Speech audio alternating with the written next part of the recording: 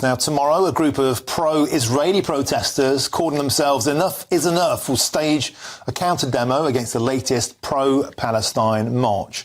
And the group's leader, Attai Galmundi, joins me now in our studio. Welcome to the studio. We met on Parliament Square. Yeah, we met outside Parliament Square about a week ago. That's right, you were being harangued by some pro-Palestinian protesters for many, many months. You guys were expected to sit down and be quiet. Now you're standing up and making yourselves heard. What made you come to that conclusion? Well, it's been 5 months we've been anticipating and waiting for the Metropolitan Police to really police those marches.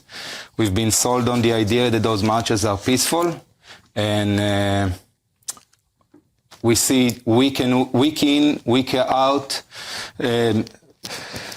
anti-Israeli, anti-Jewish remarks, the sentiment of violence and a mob rule, basically. And we felt that we had enough. I want to just correct you. It's not a pro-Israeli protest. It's an anti-terror protest. Got you. We don't have a problem with the pro-Palestinians. We have a problem with people who openly support terror on our streets, and this is something we will not tolerate. Okay. And we can see some footage here from the last time you had a gathering. And can you tell me, you sent through some footage earlier of the kind of vile abuse that you've been facing, Ittai. What kind of things have been screamed at you? Well, as you can see from the films we sent in, you have people calling us killers, baby killers, rapists, accusing us of the same horrible things that Hamas did on the massacre of the 7th of October. We have people that openly threaten to kill us in front of the Met Police, and the police just tell them, move on, because they're afraid to confront them. And I understand those police officers. They are outnumbered and they don't feel safe.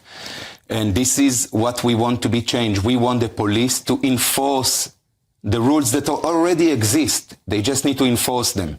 Ittai, we talk a lot in the studio across the country about two-tier policing. I've been on these protests myself. I've had stuff thrown at me. I've been harangued, but nothing compared to what you're talking about here. A death threat openly happened in front of a copper and they simply did nothing? Yeah, it took them 15 minutes and intervention of a KC that happened to be in the crowd and saw everything.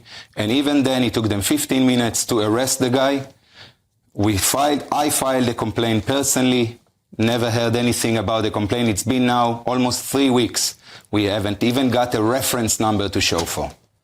Of course, the police aren't here, and they maybe would argue that a different case could be, and I don't accuse anyone without knowing, but... And often people are arrested for their own safety's sake, but nevertheless, across the board of your attendees, of your comrades, of your friends on these marches, there has been a huge uptick in anti-Semitism. The figures speak for themselves, between 7, 8, 900%, depending on which month you take.